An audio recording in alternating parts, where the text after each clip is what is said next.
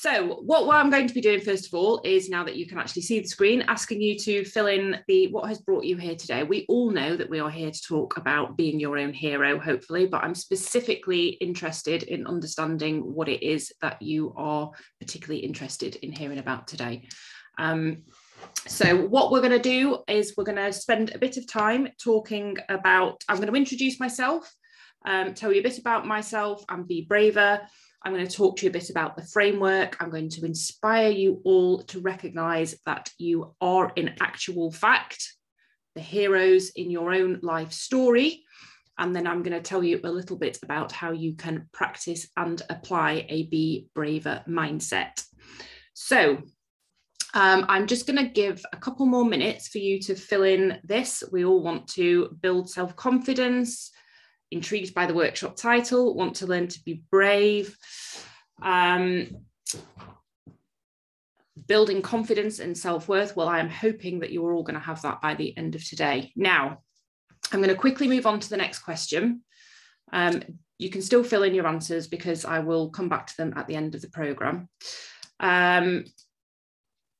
Who here thinks they are brave and courageous? Now, these are anonymous, so we're not going to be able to see who said what. I wish, that's why I'm here. Not really, if I'm honest. Hell yes. So I can tell you straight away from looking at these results, this is pretty normal. Most women do not identify themselves as brave and courageous. And I think that is probably because society doesn't want us to, and the narrative and the language around it seems to be the reserve of men. It's very much, it triggers things that people think about men going into battle and physical bravery and acts of heroism.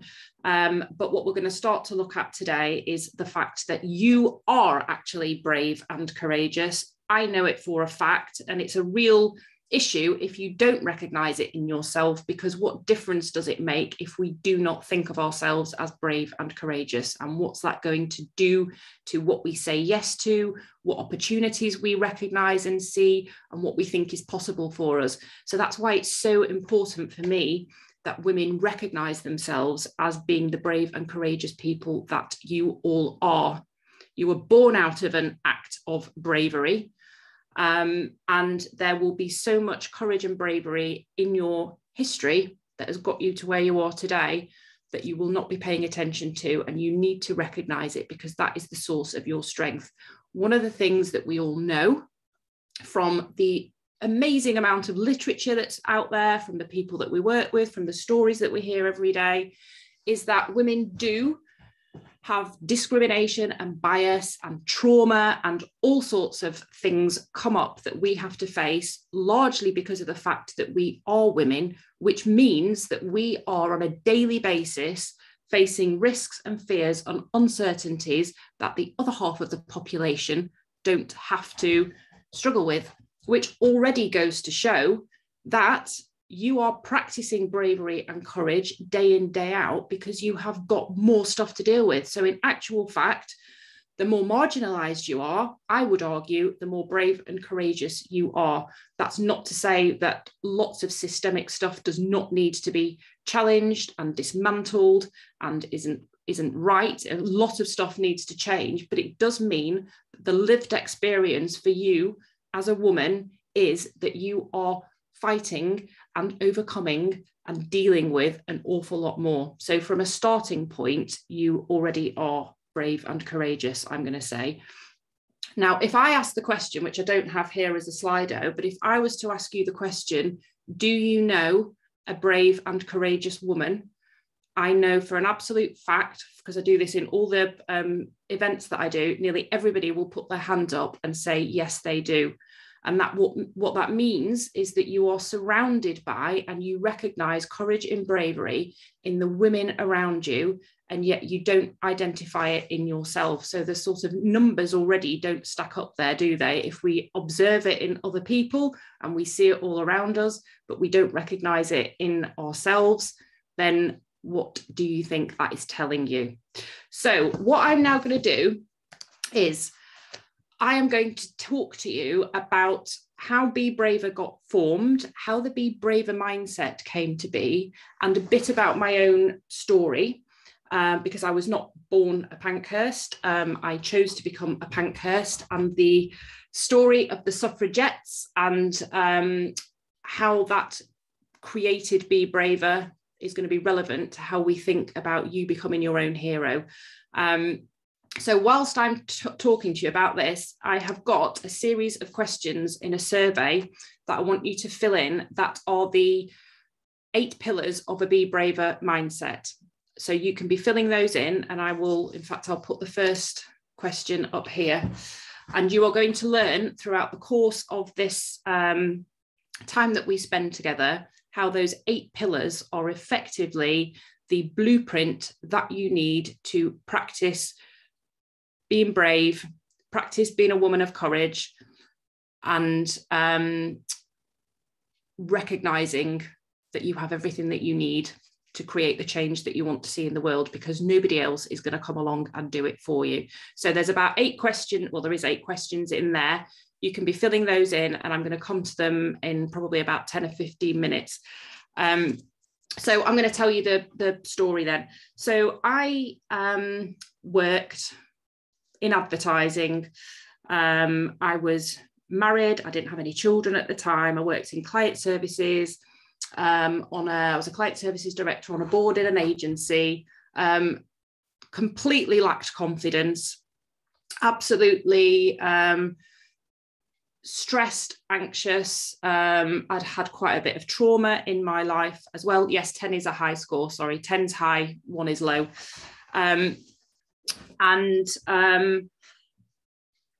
Yes, so I'd had a lot of run-ins with mental health issues, and I had a very successful career on the surface of it, but a big hole in the middle somewhere. And I went to see a play at the National Theatre by Rebecca Lenkiewicz. It was the first ever play to be staged on the Olivier Theatre, which is the main theatre in the National Theatre. First play to be staged that was written, new play that was written by a woman. And I was probably in my early 30s at this stage. And it was all about it was actually a love story about 2 women. But the backdrop to the story was the suffragettes. These 2 women were suffragettes. And I had never learned about the suffragettes at school, quite remarkably, which I find quite shameful. But I left the theatre that day or evening, and it had been a really powerful moment, a real turning point moment for me in my life. And I had started to realise that I knew nothing about what women had done to get the vote, about inequality and all that kind of stuff. So Rebecca gave me her reading list, and I went off and I did a load of reading all about the suffragette movement and about women's rights and women's struggles and all this, and then started to piece together bits of work that I had done from my learnings and studies in psychology with, I suppose, feminism. And understanding about the patriarchy and understanding I'm just going to go to Amber's. Are we answering all the different questions at once or just one? No, you can answer all of them, Amber. I'm just showing you the one screen here, but I'll come to show you everybody's responses to all of them in a while, but just answer all of them. That's fine. That's why they're all grouped together. No problem. So I decided I'd started piecing together all this stuff, and I'd started to realize that a lot of my unhappiness, if you will, in life was very much about the fact that I was a woman living in a society that was designed for men, that I had tried to succeed in the workplace by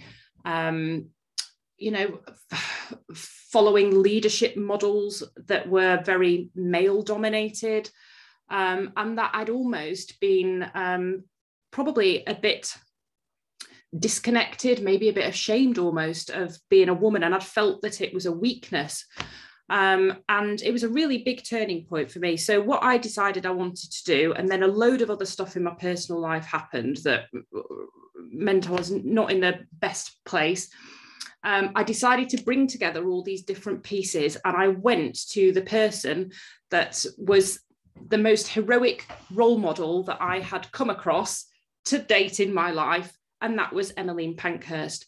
And I decided to really take a look at what differentiated somebody remarkable and extraordinary like Emmeline Pankhurst from somebody like me. What had enabled her to create such seismic change in society that she was able to not only create really big change in the world, but at such great personal cost.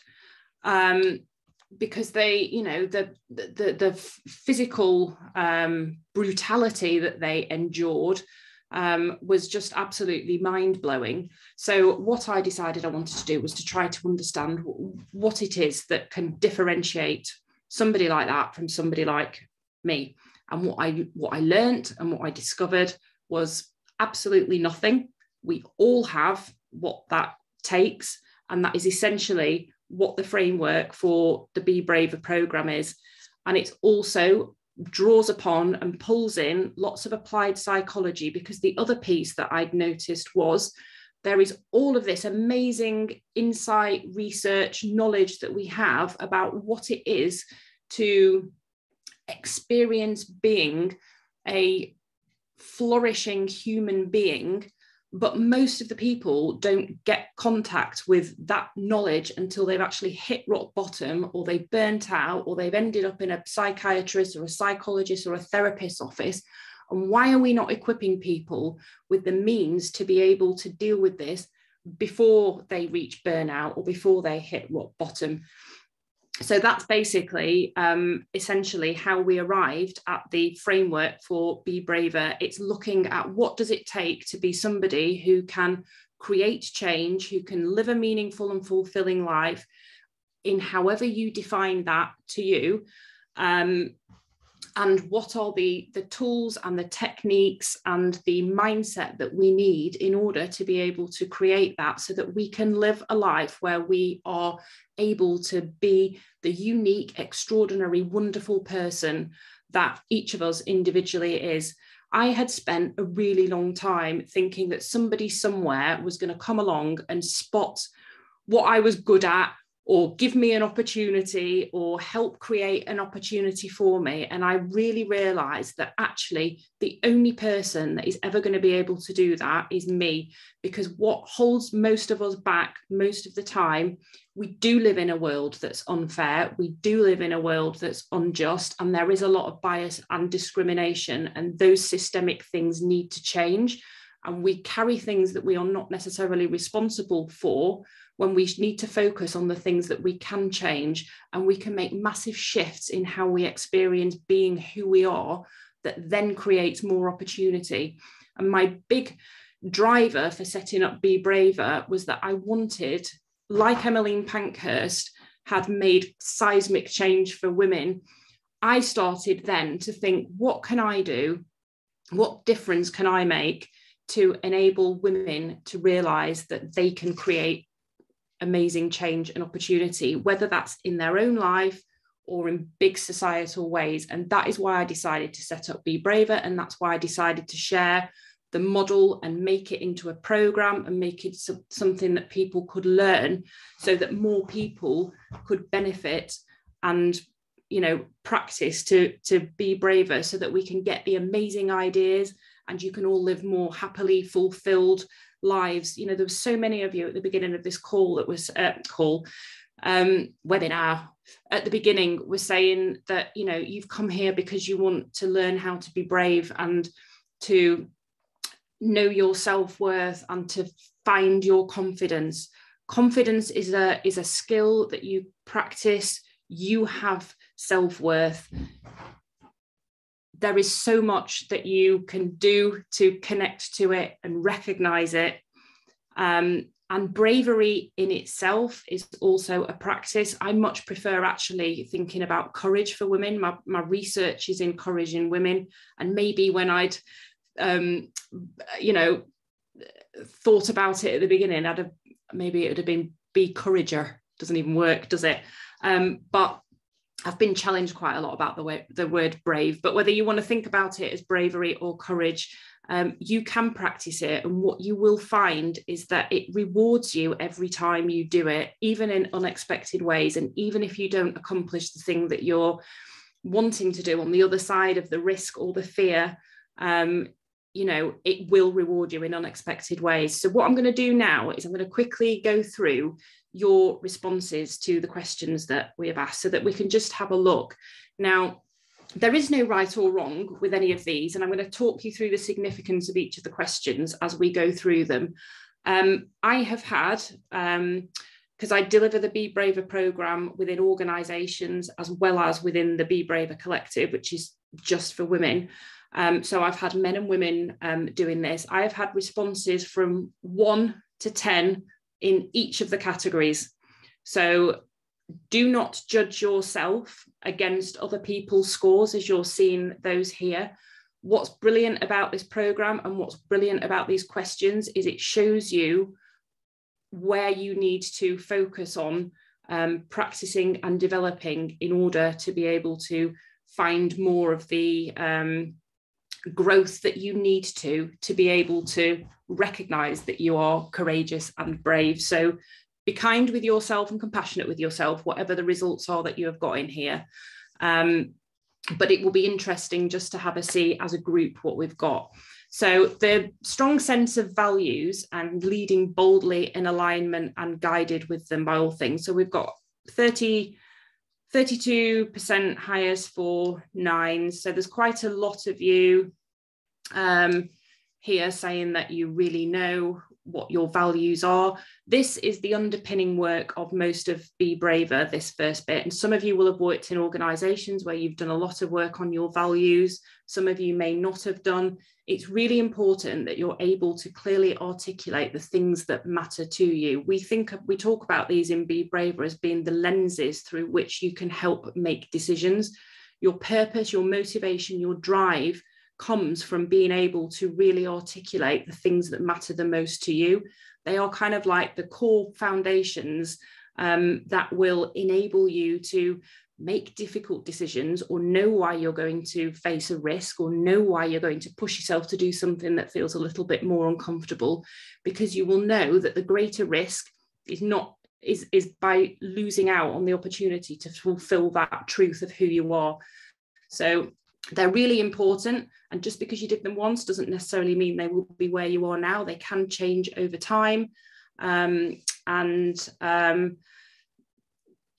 they can actually be quite challenging for some people to think about and be honest with yourself about. The next bit, I have a clearly defined vision and ambition for myself, my business, or my leadership. So you can see some of the scores that we've got in here. So again, about a third of you, pretty confident, but nobody here's really got like a very strong 8, 9 or 10. We in Be Braver do not think about vision and ambition necessarily as a job title or something particularly tangible. It can be about being. So we talk a lot about we are human beings, not human doings. And this is about understanding the things that you see in the future for yourself, so that when you look back on I love to talk about, everybody always thinks I'm really bleak for doing it, but I do love to talk about eulogies. So if you imagine being at your eulogy, what would you want people to be saying about the difference that your life made and the type of person that you were and the problems that you solved and the contribution that you made to the world? Because that is really the true essence and the true source of who you are. And you can reframe and re-examine the work that you do now or the decisions that you make moving forward. But I think it's really important that your vision is almost in some ways probably a bit unattainable, but it's actually exciting, and it will make sense of how you make your choices and decisions. It will align to your values. Of course it will do. It will be true to those. But it's about having something that's really motivating, because you will be able to do so many things. Ultimately, courage and bravery is about pushing yourself to do something with an uncertain outcome, where there is a risk or some sort of threat to your sense of self, or some sort of fear that you have present in taking an action or taking a decision. That's ultimately what bravery and courage is. It's a step into not necessarily the unknown, but something that doesn't have a guaranteed certain outcome. But your drive and the motivation and the purpose for doing that, you need something to be able to draw upon to enable you to make sense of why you would do that. And that's why the clarity bit is so important. If we go back to the suffragettes, Emmeline Pankhurst was absolutely crystal clear. In fact, all of the Pankhursts and all the suffragettes were, that they knew that women had a right to the same opportunities as men. And they had a very single-minded view that the way that they wanted to create that for women was to get them the vote. But the values upon which they practiced that and accomplished it were the things that guided and drove them to be able to take the remarkable risks and be resilient and suffer the things that they did, because they were so purposeful about what they were doing. My clients, the people that work within the Be Braver Collective, the people that do the program, we all have different visions and ambitions and drives for what we want to do. They don't all have to be big societal changing things. But honestly, once you afford yourself the time to really connect with it and think about it and be honest with yourself about the questions and the answers that you ask and receive, you will immediately start to feel more confident, more connected to your self-worth, and braver to do things, because you will have everything lined up to enable you to do it. So the next bit is about having the knowledge, the skills, and the ability to be able to achieve those things. So confidence. So the four pillars, you'll have seen them as you went through the questions, are around clarity, confidence, connection, and courage. So let's take the suffragettes as an example. We've talked about the fact that they had clarity of vision and purpose and drive. Confidence. So right at the very beginning, I mean, they were kind of like pioneers for PR and marketing in many ways, the suffragettes. A lot of the stuff that they did to do with leafleting and flyering and campaigning and organising, tactical and strategic campaigns was quite innovative at the time. But they didn't have the skills or the experience to be able to do that. They had identified a goal and a vision and something that they wanted to achieve, but they didn't actually have all of the skills that they needed to, and they needed to develop them. So those of you here that are scoring yourselves a bit lower on having the knowledge and the skills or the expertise to accomplish the things that you want to do, that's fine if you don't actually have them. Half the battle is identifying, well, what do I need to learn? What skills do I need to develop? What experience do I not yet have? And how do I make that an opportunity for myself to gather that? However, we look at confidence in two ways in Be Braver, because expertise and experience is often about your competence. So you may well actually have all of the things that you need, and you may be hiding because you've got low self-worth, which we know from the beginning, quite a few of you said you did have, because you don't have the beliefs in yourself. And there is a big difference between the competencies that you have and the beliefs that you have about your competencies.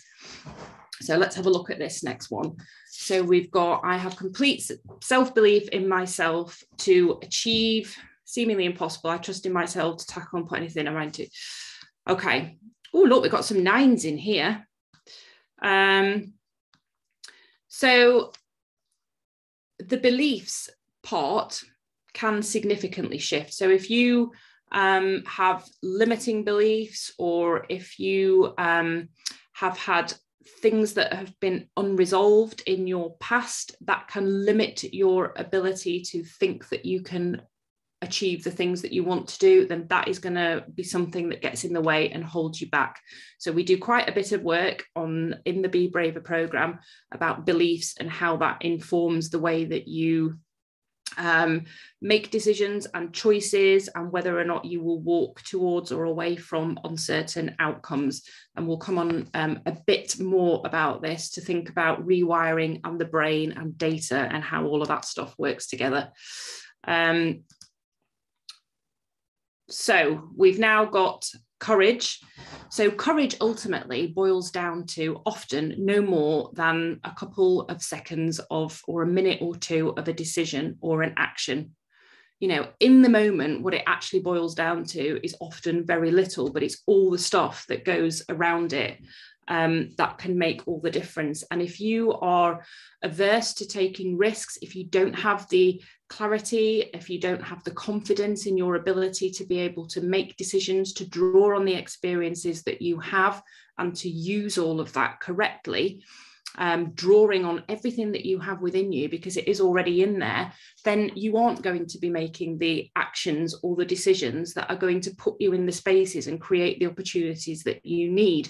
So action ultimately is a really important part of it. And we're seeing here that this is probably an area collectively amongst you where there is a bigger space for growth and consideration in there.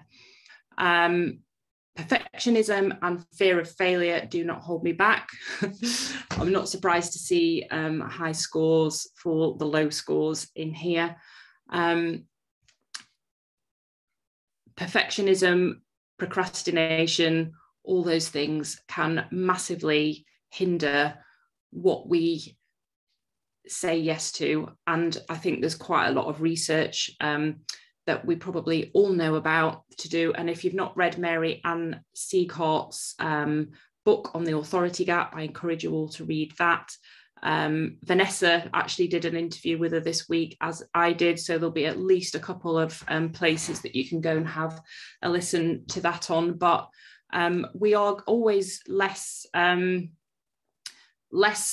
likely to shift towards something if we don't think it's exactly right yet. And very often it doesn't need to be, it just needs to be good enough. And we can hide behind perfectionism and it can hold us back massively. And if we fear failure, again, that's going to stop us from taking action and being brave. So it's really important to know that whatever the outcome is, that if something doesn't work, that if you get the learning from it, it's growth mindset, Carol Dweck's work, that you will learn from it, but that the learning itself is part of the journey. So the fear of failure and perfectionism can be two really difficult things to hide behind and stop you from making brave decisions and trying new things. Let's have a look at the next one. So, I must have missed one. I've missed the connection bit, haven't I? Oh, I think I've lost the connection slides in there. So connection, I don't think the slides are in there, is the fourth pillar. So connection, and this in the leadership programs particularly, can be one of the really most transformational things for a lot of people, is how you tap into the resources that you have available to you. So how you tap into the networks, the information that you have in the environment around you, how you read other people's emotions and behaviors, and also how you read your own. So connections are a really important part. And again, if we think about the suffragettes, they used their connections, they used their networks, they used hive minds, they used each other to be able to create change, find solutions, solve problems. And it can so dramatically fast track stuff. Often we think we have to labor over and learn things the hard way ourselves, when often there's so much information out there and so many people that are willing to help. There's so much management information that you've got access to in your organizations, whatever form it takes. But often it's about thinking, what do I need to have in place in order, or what information can I use in the environment, in the world, to help me inform and make my decision to accomplish something which, you know, might be brave or courageous for me. And honestly, nobody else is ever going to come and do these things. I did a post on LinkedIn, I think it was, before we came here today, from a poster that I've got on my wall that Toni Morrison said about, if there's a book that you want to read but it hasn't been written yet, then you must write it. And there's something in that about the fact that, you know, you are the only person that is going to be able to, whether it's a change in your life, a small change in your life, whether it's a big change in society, whether it's an idea that you've got for your business, whether it's an idea that you've got for a book, nobody else is going to come in. There are no, you know, we got sold all this guff, didn't we, about, I mean, I certainly did when I was growing up, about, I hated Disney stories and princesses and the man coming in and swooping in and rescuing the damsel in distress. But, you know, more practically for me, I think what that meant was I grew up with some sort of model that other people would spot something in me, or other people would, you know, give me the promotion, or would come in and say, oh, you have to go out there in this world and create change and make the things that you want to happen yourself. Nobody else is going to do it. And that means that there's going to be risks and there's going to be uncertainty, and you're going to need to be resilient, and you're going to have to fall down and get back up again. But you know what? You've been doing that since the day that you were born, you know. And then what happens is we go along in life, we're fearless when we come into this world, you know, learning to walk, learning to talk. We get stuff wrong all the time. We hurt ourselves, we feel pain, we feel anguish. But what we don't feel is judgment, humiliation, social pressure, all of these other things. We haven't got the trauma and the lived experiences that get wired into our minds. And then we start to become fearful.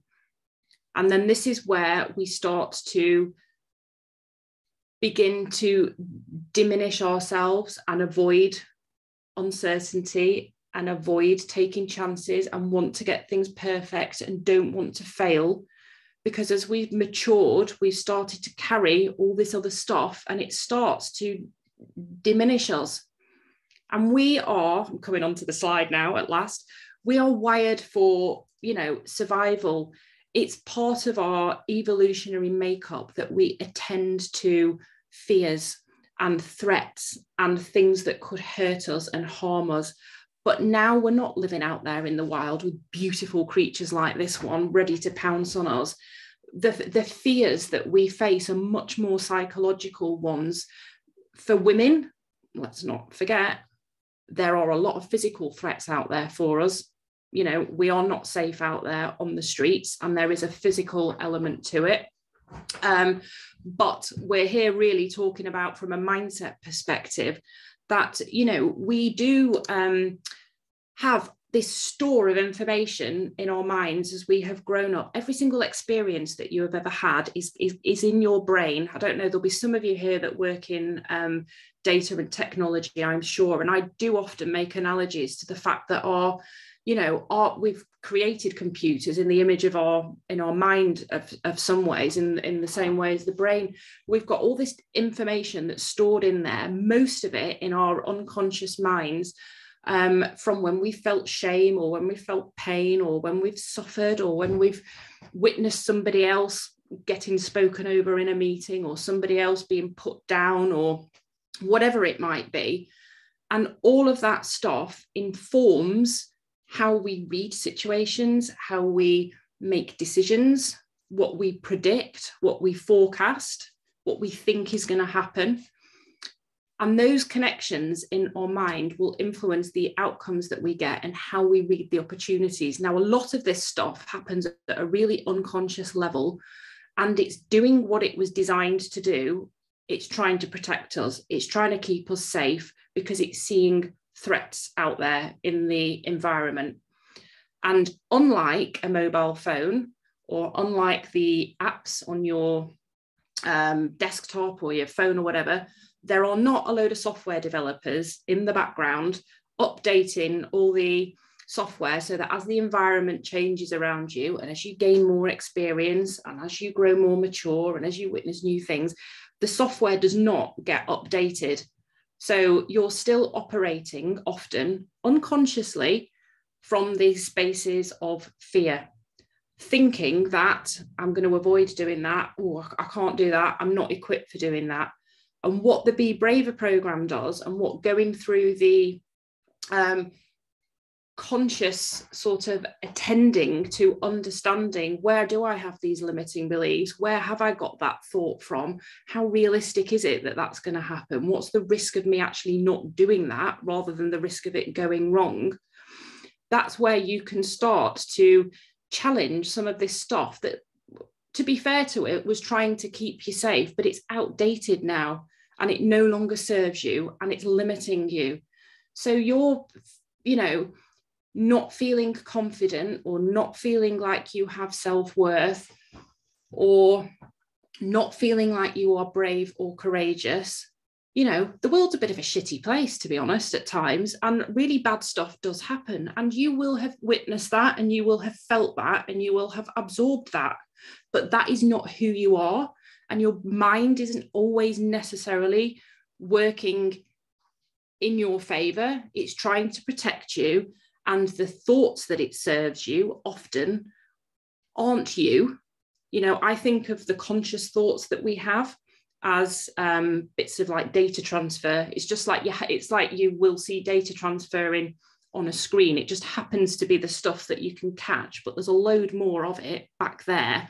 And we can work on that. We can change it. You can rewire it. You can shift the way that you experience the bits that you don't want to in your life. And once you start to shift all of that stuff, you start to realize you are in control of far more than you recognize that you are of yourself, how you experience things, how you feel about things, how you show up in spaces.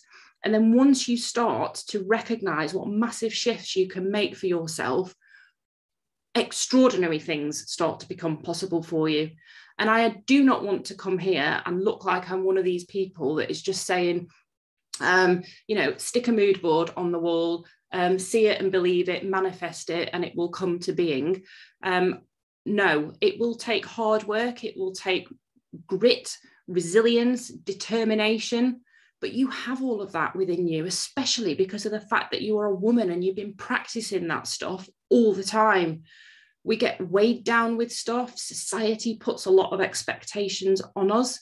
We do have it. It's not a level playing field out there, but that does not define us. And that does not mean that we cannot accomplish more of the things that we want to. The internal struggles that we have weigh heavy on us. They do. And you can end up, as I did, suited and booted in so much armor, so much stuff trying to protect yourself from the things that you don't want to happen, that you lose sight of the things that you do want to happen, and you become diminished by that. And this is why I talk about being your own hero. There is nobody else that's going to be able to get you out of the funk if you're in a funk, but you can get out of it. And I want you all to get out of it, because every single woman on this planet has got so much to offer and give to this world. And we need the ideas, and we need the problem solving, and we need the solutions, and we need the creativity, and we need the women leaders and all of that stuff. So we know change is going to be constant. Okay, the world is constantly changing around us. The stuff that happens to you is going to be constantly changing. There is a lot of uncertainty about that. I'm not talking about COVID, I'm talking about life generally. And you need to be able to be prepared to be able to adapt to that and grow with it and embrace it and accept it. But the bravest thing that you are ever going to be able to do is to be yourself in the midst of all of this, to be really clear on who you are, what you stand for, what difference you want to make, what matters to you, what you are going to tolerate, what you're not going to tolerate. And it's not always easy. It can be uncomfortable. When I first asked myself these questions, it was a bit of a nightmare, because I realized that literally everything about where I was needed to change it, because nothing fit and nothing was right for me. And I was living somebody else's story, not the one that was mine. But you can transform so much, because you can rewire the bits of your mind that might not necessarily be working best for you at the moment. You can connect them with the truth of what your heart tells you and who you know yourself to be in there. The greater risk is always going to be a life where you live regret for the things that you didn't do. Regret for inaction lingers much longer than regret for action does. And as I said earlier, when you choose to do something courageous, you will be rewarded in unexpected ways, even if you don't get the outcome that you were anticipating or hoping for. Because knowing that you have been courageous and brave, you've made values-aligned decisions, you've made a choice to do something that you knew felt personally threatening in some way, but you decided to do it anyway because there was something bigger at stake, you're only going to grow in confidence for having done that. And when you come to those moments where you choose not to do something because you feel fear, it diminishes you, because then you're feeling, well, I've compromised my values, I've not been true to who I am, and I've sacrificed something that's important to me because I was more fearful of what I might, get wrong or whatever. So these are the 4 pillars of the Be Braver program. I'm really annoyed with myself. See, imperfection, fear of failure. I missed out the connection questions, but you know what? The world's not going to end. But if you do want to fill those ones in and you head onto the website, we've got the questions on there anyway. Have all of these things in place. See, look, here's another thing that's imperfect. My font's wrong there. All of these things matter, because without them, you will experience confusion, resentment, anxiety, stress, self-doubt, isolation, defensiveness, inertia, all the yucky, horrible stuff. We don't want any of that for you. So that's why you need to practice a Be Braver mindset. Know that you've got everything you need within you to do this. Every single one of you can do this. It just is about learning the tools, learning the techniques, honestly asking yourselves the questions, being compassionate. I'm not saying you just read all of this stuff and tomorrow it will all be good. It's a practice, but it's a practice that you will carry with you for life, as I do. And then when things come up, you'll be well armed for dealing with them. Compromising your values, being in environments where they're compromised, not living up to the decisions that you need to make. Question here from Yasmin. There, you'll get them on the website, not the slides though. That's not going to feel great, and that's going to diminish your confidence. Maybe some of the reasons that some of you aren't feeling so confident is because there's a mismatch between, some of the choices and the decisions you're making with the truth of who you are.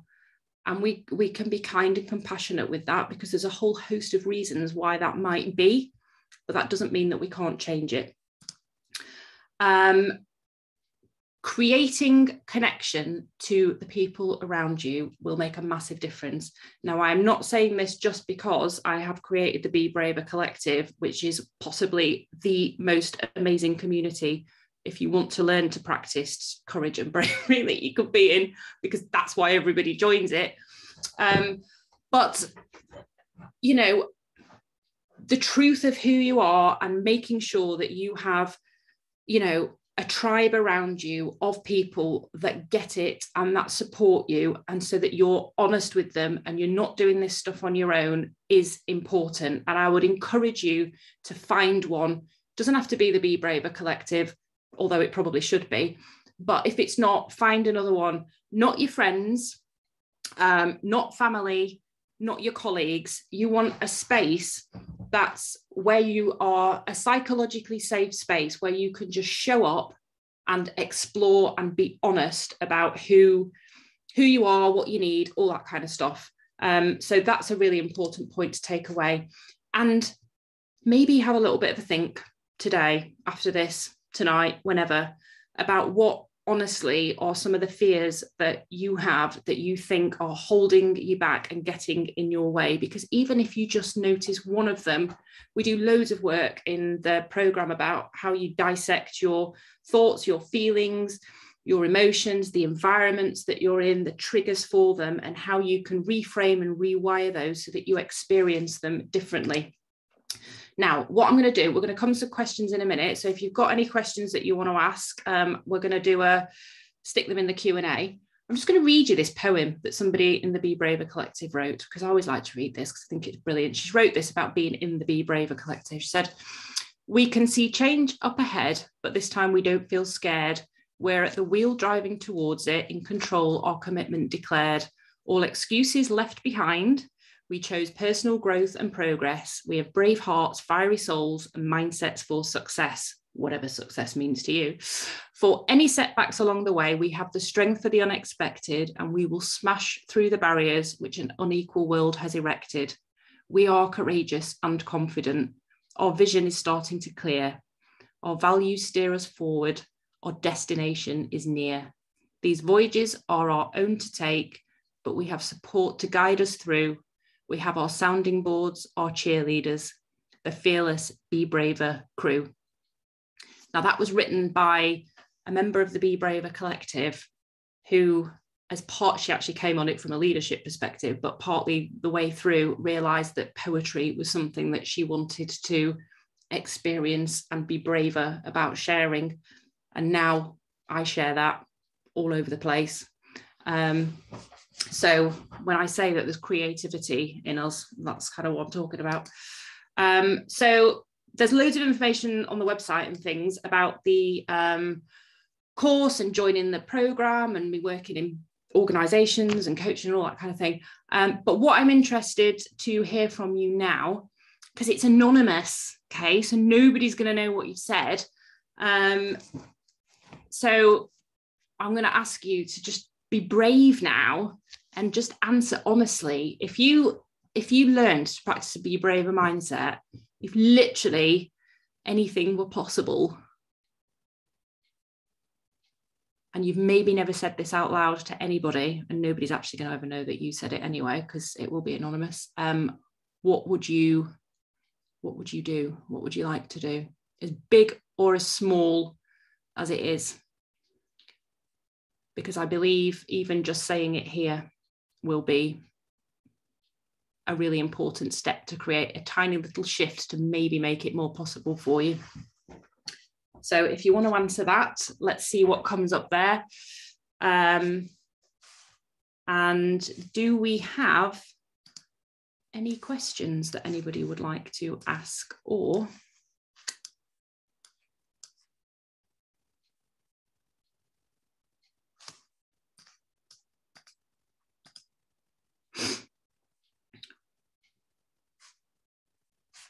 is the poll working? We do not know. Maybe none of you need to be braver.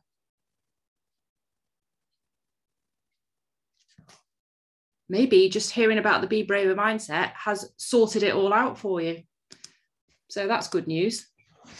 Right, well, if we do not have any more questions, and I'm assuming maybe we have a tech fail, possibly.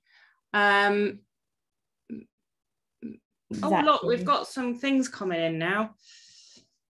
If I learn to practice, but I would not care what people think and crack on with my plans. Very good. Well, I've really enjoyed being here. Thank you so much for having me. And I will look forward to hearing from anybody that wants to send me any messages or email me after.